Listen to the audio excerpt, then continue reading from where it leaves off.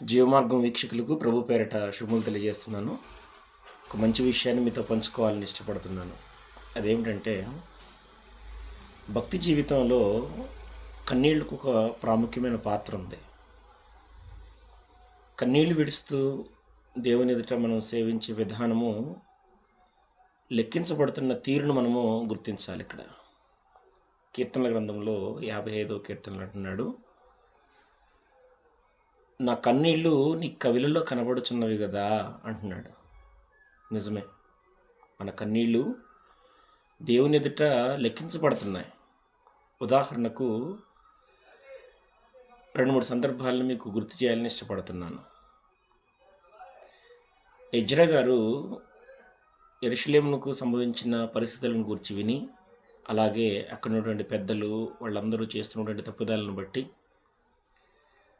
ప్రార్థన చేస్తూ బహుగా ఏడ్చుచు ప్రార్థన చేస్తున్నాడు. ఎజ్రా గ్రంథం 9వ అధ్యాయంలో కన్నీళ్లు విడుస్తూ ఎజ్రా గారు మొరపెట్టుకోవడాన్ని మనం చూస్తాం.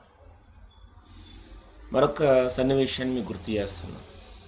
రాజు అయినటువంటి యోషియా గారి కాలంలో యెరూషలేమునకు సంభవించబోయే సంగతులను ప్రవక్త అయినటువంటి హుల్దా గారి ద్వారా తెలుసుకున్నప్పుడు, రాజు అయినటువంటి యోషియా గారు కన్నీళ్లు విడుస్తూ దేవుని ఎదుట మొరపెట్టుకున్నప్పుడు రాబోతున్నటువంటి యెరూషలేము యొక్క నాశనాన్ని తన కన్నులారా చూడకుండా తప్పించబడతాడు. కన్నీళ్లు విడుస్తూ ప్రార్థన చేశాడు.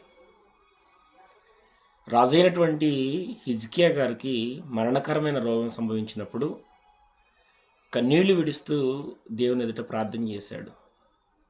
మరలా 15 సంవత్సరాల ఆయుష్ను పొందుకున్నాడు. యేసుప్రభు వారు యెరూషలేమునకు సమీపించినప్పుడు యెరూషలేమును చూచి దాని విషయమై ఏడుస్తూ మరి కొన్ని మాటలు మాట్లాడినట్టుగా మనం చూస్తాం. కన్నీళ్లు విడుస్తూ యేసుప్రభు వారు సేవను జరిగించాడు. ఇలా మనం చెప్పుకుంటూ పోతే అపోస్తలుడైనటువంటి పౌలు గారు కూడా ఎఫెసులో ఉన్న సంఘ పెద్దలను పిలిపించినప్పుడు వారి మధ్య సంచరించిన కాలమంతా అపోస్తల కార్యములు 20వ అధ్యాయంలో మాట్లాడుతూ, నేను కన్నీళ్లు విడుచుచు మానక మీ యొద్ద ఎలా నడుచుకుంటుందో మీకు తెలుసు అంటాడు.